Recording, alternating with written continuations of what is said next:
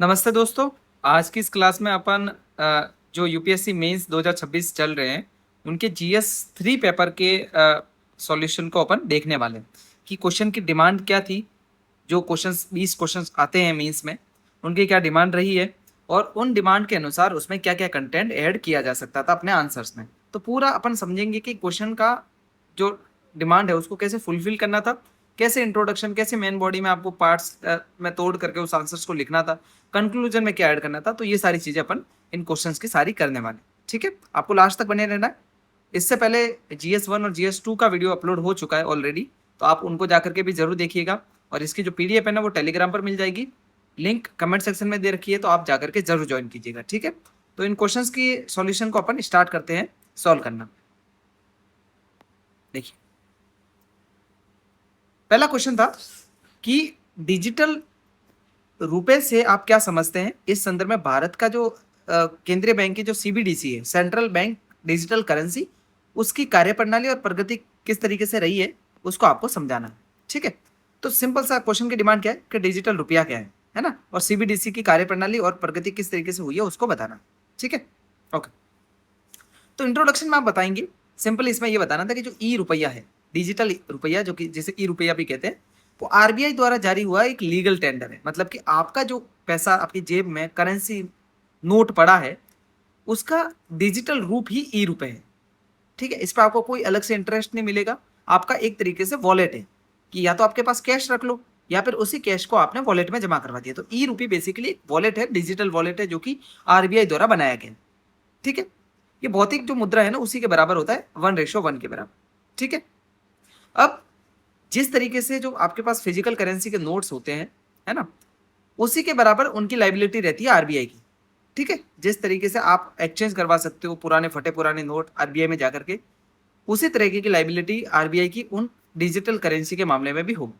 ठीक है, और ये जो भी सारी चीजें प्रोसेस सीबीडीसी की चलती है, ये आरबीआई एक्ट 1934, है ना, इस एक्ट के माध्यम से इसका संचालन किया जाता है, इसको रेगुलेट किया जाता है। आ गया समझ में? ठीक है, ओके। दूसरी चीज, क्वेश्चन की डिमांड क्या थी कि सीबीडीसी की कार्यप्रणाली आपको बतानी है। ठीक है, आ गया समझ में? सीबीडीसी की कार्यप्रणाली, तो कार्यप्रणाली में देखिए इसमें दो तीन चीजें लिखी जा सकती थी कि एक तो एक टू टायर, मतलब एक प्रोसेस है, पूरा मॉडल है जिसमें आरबीआई सीधे आम जनता को टोकन जारी नहीं करते। इसमें दो तरीके से चीजें होती है कि पहले आरबीआई, एसबीआई, आईसीआईसीआई, एचडीएफसी जो बैंक है, शेड्यूल्ड कमर्शियल बैंक है, उनको ई रुपया जारी करता है ना आरबीआई, और फिर वही अपने आगे ग्राहकों को डिजिटल डिजिटल रुपया वॉलेट के माध्यम से इन सारी चीजों को वितरित आगे करते हैं ये बैंक। तो डबल टीयर है ना, टू टीयर ये मॉडल है जिसमें आरबीआई सबसे पहले बैंकों को पैसा देती है ई रुपया, और फिर वही बैंक आगे उपभोक्ताओं को डिजिटल करेंसी है उसका वितरण करती है। ठीक है, दूसरी चीज, टोकन आधारित ब्लॉकचेन टेक्नोलॉजी पर बेस्ड है। मतलब इसमें जो डिस्ट्रीब्यूटेड लेजर टेक्नोलॉजी है इसका प्रयोग किया गया। ठीक है, और क्रिप्टोग्राफिक जो सुरक्षा है, क्रिप्टो जो चेन के माध्यम से जो सुरक्षा प्रदान की जाती है क्रिप्टो करेंसी की तरह ही, है ना, जो ब्लॉकचेन टेक्नोलॉजी है उसका उपयोग किया गया, जिसमें जो पब्लिक की इंफ्रास्ट्रक्चर है इसके माध्यम से टोकन जनरेट किए जाते हैं। आगे समझ में? तीसरी चीज है ऑफलाइन लेन देन और प्रोग्रामेबिलिटी भी है इसमें। सीबीडीसी है उसके प्रोग्राम जो है इसको विशिष्ट उद्देश्यों के लिए, जैसे कि अगर आपको उर्वरक सब्सिडी प्रोवाइड करवानी है ना, छात्रवृत्ति प्रदान करानी है बच्चों को, तो इन सारी चीजों के लिए लक्षित उपयोग भी इसका किया जा सकता है। किसका? ई रुपये का। ठीक है, सीबीडीसी का। अब दूसरी चीज, वर्तमान प्रगति कितनी है, सीबीडीसी कितना, मतलब अभी तक भारत में प्रगति करा है। तो आपको इस पर सीधा डेटा लिखना पड़ेगा। क्या क्या लिखना पड़ेगा कि थोक ई रुपया है और खुदरा ई रुपया, ये दो पायलट प्रोग्राम चल रहे हैं। ठीक है, थोक में आम लोगों तक भी उसको मतलब मिलेगा। ठीक है, और होलसेल में सिर्फ जो कहीं ना कहीं जो सरकारी प्रतिभूतियों में जो निवेश कर रहे हैं, है ना, उनके निपटान के लिए, है ना, और कुछ जो है जो बंद कार्य जो उपभोक्ता है, मतलब उपयोगकर्ता वर्ग जो है, जो कि बहुत लिमिटेड है, उनको प्रोवाइड करवाएंगे होलसेल में, और रिटेल में आम जनता के लिए इसको अवेलेबल करवाया जाए। आगे समझ में? ठीक है, आरबीआई का डेटा क्या कह रहा है कि दिसंबर 2023 तक खुदरा जो पायलट प्रोग्राम है उसमें प्रतिदिन 10 लाख लेन देन की जो स्थिति है वो देखी गई। ठीक है, 50 लाख प्लस उपयोगकर्ता है और 4 लाख प्लस व्यापारी इससे जुड़ेगी। ठीक है। यूपीआई क्यूआर ऑपरेटेबिलिटी भी स्टार्ट करी है, जिसमें आरबीआई ने ई वॉलेट के मौजूदा जो यूपीआई कोड है इसी को एकीकृत कर दिया कि आप यूपीआई का जो क्यूआर कोड है उसी से जो ई वॉलेट से आप पैसा ट्रांसफर कर सकते हो, जो सीबीडीसी का पैसा है। ठीक है, आगे समझ में। क्रॉस बॉर्डर प्रणालियों का भी एकीकरण हुआ है, जिसमें यूएई प्रोजेक्ट नेक्सस के तहत और ब्रिक्स देशों के साथ साथ जो सीमा पार व्यापार का निपटान है वो भी सीबीडीसी के थ्रू किया जा सकता है। तो ये कहीं ना कहीं अचीवमेंट है सीबीडीसी की, ई रुपया की, जो कि अभी तक देखी। कंक्लूजन में आप क्या लिखोगे कि जो डिजिटल रुपया है वो आपका कहीं ना कहीं भौतिक नकदी मतलब प्रबंधन में, जो आपके पास फिजिकल नोट होते हैं उसके प्रबंधन में जो लागत आती थी, मतलब कहीं ना कहीं उसकी छपाई की लागत हो, ठीक है, उसको जमा करने के लिए और सुरक्षा के लिए उसकी जो लागत है उसको कम कर सकती है। और प्रतिवर्ष कितनी कम कर सकती है? 4,000 करोड़ की। ठीक है। फिर सीमा पार जो प्रेषण है, रेमिटेंस जो आपको प्राप्त हो रहा है ना, उसमें भी जो 5 से 6% जो शुल्क है ना वो उसको घटाया जा सकता है। ठीक है, तो इस तरीके के जो अगर आप इनिशिएटिव लेंगे तो वो कहीं ना कहीं आपके जो लागत है उसमें भी कमी लाएगी। ठीक है, सीमा पार जो शुल्क लगते हैं उसमें भी कमी आएगी, है ना। तो इस तरीके से जो सीबीडीसी है वो न्यूज में था, तो यहाँ से सवाल बना है। ठीक है, आगे समझ में अपने एक एक चीज को पूरा डिस्कस कर लिया। दूसरा क्वेश्चन क्या था, देखिए दूसरा क्वेश्चन देखते हैं। इस दृष्टिकोण का परीक्षण कीजिए कि वित्तीय समावेशन भारत जैसे देश के सामाजिक और आर्थिक समावेशन का अभिन्न हिस्सा, मतलब फाइनेंशियल इंक्लूजन अगर आ गया, लोगों के पास अपने बैंक खाते हैं, उनके रोजगार का पैसा उसके बैंक में डीबीटी के थ्रू ट्रांसफर हो रहा है, तो उसकी वजह से क्या होगा कि जो सामाजिक और जो आर्थिक समावेशन है वो होगा। आगे समझ में, ठीक है। आरबीआई के वित्तीय समावेशन सूचकांक की उपयोगिता पर भी प्रकाश डालना, ठीक है, कि उसमें आरबीआई के जो वित्तीय समावेशन सूचकांक जो है इसकी उपयोगिता क्या है, उसके जो सूचकांक के जो डेटा आते हैं उसको कैसे इनपुट की तरह अपन यूज कर सकते हैं उसको बताते हुए आपको आंसर को लिखना है। ठीक है, इंट्रोडक्शन में क्या लिखेंगे आप, वित्तीय समावेशन की बात हुई है तो वित्तीय समावेशन को ही लिखना है कि भाई वित्तीय समावेशन का मतलब है कि समाज का जो वंचित वर्ग है, जो निम्न आय वाला वर्ग है, वो कहीं ना कहीं वहनीय लागत पर वित्तीय सेवाएं जितनी भी है, जिसमें बचत है, ऋण है, बीमा है, पेंशन है, वो उपलब्ध उनको करवाई जा सके, है ना। और उनका डिजिटल एक्सेस भी उनको यूज करना होगा, आना चाहिए, डिजिटल एक्सेस कर सकते हो उसको। ठीक है, रंग राजन समिति 2008 के अनुसार ये केवल बैंकिंग पहुंच नहीं बल्कि आर्थिक सशक्तिकरण और सामाजिक न्याय का भी प्राथमिक उपकरण है ना। आपने बता दिया कौन सी रिपोर्ट मेंशन कर ली, समिति कौन सी मेंशन कर ली, रंग राजन समिति। सिंपल ये है कि भाई लोगों को बैंक तक पहुंच नहीं प्रदान करना है, उसको डिजिटल रूप से सशक्त करना है। ठीक है, आर्थिक और सामाजिक न्याय के स्तर पर भी सशक्तिकरण होना चाहिए, वित्तीय स्तर से ही मतलब जोड़ जोड़ करके, तभी जाकर के आपका जो रियल समावेशन का मुद्दा है, जो इंक्लूजन का मुद्दा है, उसको अचीव किया जा सकता है। ठीक है, फिर अब जब क्वेश्चन में पूछा गया कि वित्तीय समावेशन आर्थिक और सामाजिक समावेशन का अभिन्न हिस्सा है, इसको आप कैसे बताओगे, डेटा के थ्रू कैसे जस्टिफाई करोगे, डेटा से कैसे, कि महिलाओं का सामाजिक और आर्थिक सशक्तिकरण हुआ है, कैसे हुआ है वित्तीय समावेशन। प्रधानमंत्री जनधन योजना का जो डेटा है 2024 का, इसके अनुसार 51 से 51.5 करोड़ बैंक खाते खुले। ठीक है, उसमें से कम 56% जो खाते हैं ना वो महिलाओं के, ठीक है, जिसमें महिलाएं अपनी जो घरेलू वित्तीय स्वायत्ता है ना, उसको अचीव कर सकती है, उसमें अपनी जो सेविंग है उसको रखती है। कोई डीबीटी ट्रांसफर अगर होता है किसी योजना का तो वो भी उसी खाते में आता है। उससे कहीं ना कहीं अगर उसके पास पैसा होगा, आर्थिक रूप से वो सशक्त होंगी, तो घर के निर्णय जो लेने वाली जो कहीं ना कहीं अथॉरिटी के रूप में भी उसका मतलब उसकी हिस्सेदारी देखी जाएगी। ठीक है, तो इसमें पहले स्तर पर तो देखा गया कि महिलाओं का आर्थिक सशक्तिकरण हुआ है, आर्थिक और सामाजिक, वो भी किससे अपन ने बताया, प्रधानमंत्री जनधन योजना के तहत। ठीक है, दूसरी चीज बिचौलिया का उन्मूलन हुआ है ना। क्वेश्चन में बताया कि भाई वित्तीय समावेशन अगर डीबीटी के माध्यम से सीधा पैसा आपके खाते में आ रहा है, तो कहीं ना कहीं जो बीच में जो लीकेज होती थी है ना, बिचौलियों के द्वारा जो करप्शन किया जाता था उसको खत्म कर दिया गया। इकोनॉमिक सर्वे 23-24 क्या दिखाता है कि जो जेम ट्रिनिटी है, जनधन, आधार और मोबाइल, इसके थ्रू 34 लाख करोड़ से भी अधिक डीबीटी ट्रांसफर हुआ है, और सरकार ने कम से कम 2.5 लाख करोड़ की जो लीकेज होती थी उसको खत्म कर दिया। आगे समझ में, ठीक। नेक्स्ट, अनौपचारिक जो साहूकार है उसके शोषण से मुक्ति हुई, जैसे पीएम स्वनिधि है, तो जो स्ट्रीट वेंडर्स है ना, स्ट्रीट वेंडर्स, तो 60 लाख से भी ज्यादा स्ट्रीट वेंडर्स को लोन मिल रहा है। ठीक है, तो उनको साहूकारों के पास नहीं जाना पड़ता, महाजनों के पास नहीं जाना पड़ता, जो कि बहुत हाई इंटरेस्ट रेट पे आपको लोन देते थे। ठीक है, वो खत्म हो गए। फिर प्रधानमंत्री जो मुद्रा योजना है, उसने उसकी वजह से कहीं ना कहीं जो 68% महिलाएं उद्यमी है, उनको अनौपचारिक क्षेत्र में जो 30 से 40% जो ब्याज दर होती थी, उसको घटा करके आपको बहुत ही लिमिटेड ब्याज दर पर आपको लोन प्रोवाइड करवाए गए। ठीक है, स्ट्रीट वेंडर्स। आगे समझ में? तो यहाँ पर वित्तीय समावेशन के साथ साथ आर्थिक और सामाजिक समावेशन भी हुआ है ना। फिर सामाजिक सुरक्षा का लोकतांत्रिकरण हुआ। कैसे? कि भाई प्रधानमंत्री जनधन बीमा योजना है, प्रधानमंत्री सुरक्षा बीमा योजना है, इसके तहत जो 40 करोड़ से भी अधिक नामांकन जो हाशिए के परिवार रहते थे, है ना, समाज के सबसे लोअर तबके के जो परिवार है, उनको कहीं ना कहीं जो गरीबी में धकेलने वाली जो बात होती थी कि भाई उनके पास कोई बीमा कोई पेंशन सुविधा नहीं है, तो उनसे कहीं ना कहीं सुरक्षा प्रदान करी गई प्रधानमंत्री जनधन बीमा योजना और सुरक्षा बीमा योजना के तहत। आगे समझ में? ठीक है, तो ये कहीं ना कहीं 4-5 पॉइंट जो आपने लिखे हैं, इसमें आपने दिखा है कि जो वित्तीय समावेशन हुआ है, उसकी वजह से सामाजिक और आर्थिक सशक्तिकरण भी देखा जा सकता है। फिर आरबीआई का जो वित्तीय समावेशन सूचकांक है, इसकी क्या उपयोगिता है? ठीक है, आप बताओगे कि पहली बात तो समग्र अध्ययन किया जाता है कि इसमें बिना किसी बेस ईयर के 3 व्यापक पैमानों का उपयोग किया जाता है, जिसमें पहुंच है एक्सेस है 35%, उपयोग है 45% और गुणवत्ता 20%। तो इन्हीं मानकों के आधार पर बताया जाएगा कि कौन कितना वित्तीय रूप से समावेशित हुआ है। ठीक है, इंक्लूजन उसका हुआ है। दूसरी चीज, प्रगति जितनी भी हो रही है उसका एविडेंस बेस्ड मूल्यांकन हो रहा है। कैसे? जैसे आरबीआई रिपोर्ट जो आई थी मार्च 2023 में, उसने बताया था कि एफआई फाइनेंशियल इंक्लूजन इंडेक्स बढ़ करके 60 हो गया है, मतलब 60% हो गया है उसमें जो भी मानक होता है ना, वो जो कि निष्क्रिय खातों के सक्रिय उपयोग और वित्तीय सुरक्षा जो वित्तीय साक्षरता है उसके सुधार को भी दर्शा। ठीक है, आरबीआई रिपोर्ट में ये सारी चीजें बताई।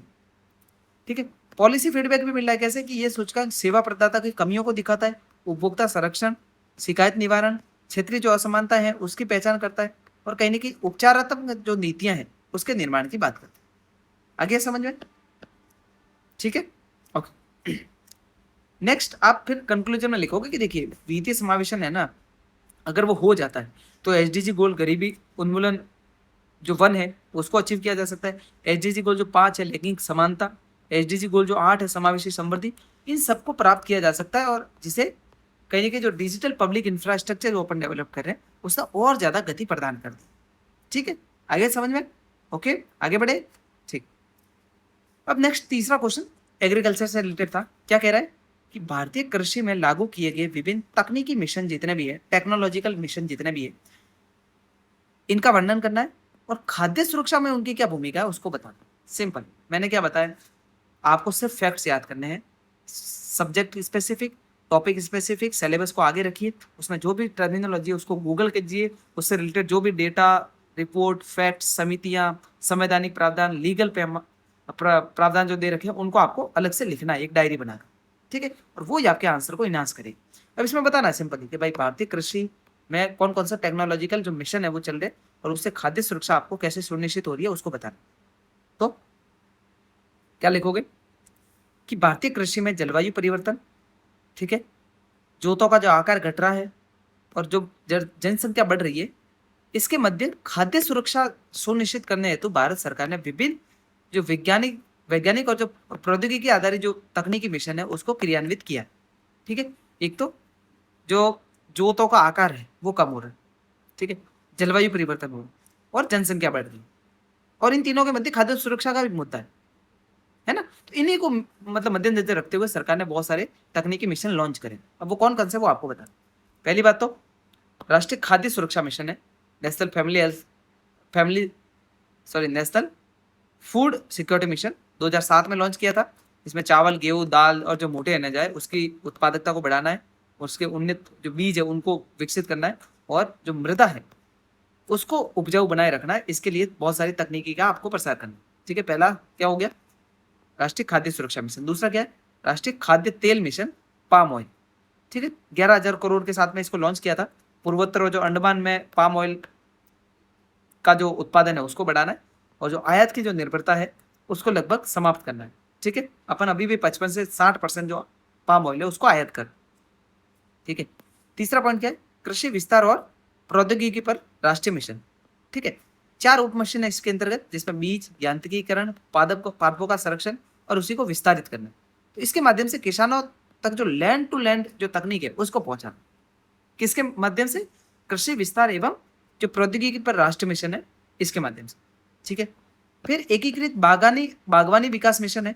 इसमें उच्च मूल्य वाली आपको जो फल और जो सब्जी की फसलें हैं, पॉली हाउस निर्माण जो अभी गांव में आप देख सकते हो, माइक्रो इरिगेशन, इसको बढ़ावा देकर के पोषण सुरक्षा को सुनिश्चित करना। ठीक है। और लास्ट में है सब मिशन ऑन एग्रीकल्चर मैकेनाइजेशन व किसान ड्रोन। ठीक है। इसमें क्या होगा? इसमें यही होगा कि ड्रोन और जो परिशुद्ध खेती है इसमें 50 से 100% की सब्सिडी प्रोवाइड करवानी है, जिसकी वजह से जो किसान है वो टेक्नोलॉजी के साथ साथ ड्रोन्स वगैरह इत्यादि की भी उनको साक्षरता मिले और वो उन टेक्नोलॉजी का यूज करके अपने उत्पादन को बढ़ा सकता है। प्रति हेक्टेयर उत्पादन है उसको बढ़ाया जा सकता है, उसकी जो इनकम है उसको डबल कर सकता है। ठीक है।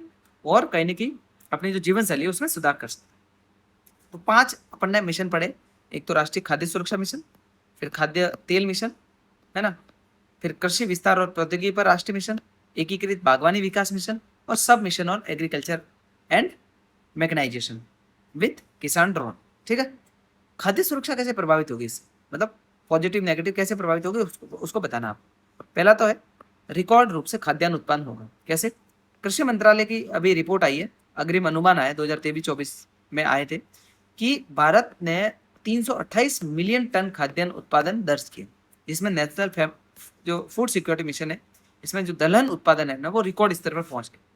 कि भाई इस तरीके के अगर सारे मिशन अपन चलाओगे तो उससे जो आपका खाद्य उत्पादन है वो बढ़ेगा, और वो अपन कहीं ना कहीं जो कृषि मंत्रालय की रिपोर्ट है उसके माध्यम से भी देख सकते हैं कि भाई जो दलहन का उत्पादन है ना, खाद्यान्न का उत्पादन है वो बहुत ज्यादा बढ़ा है।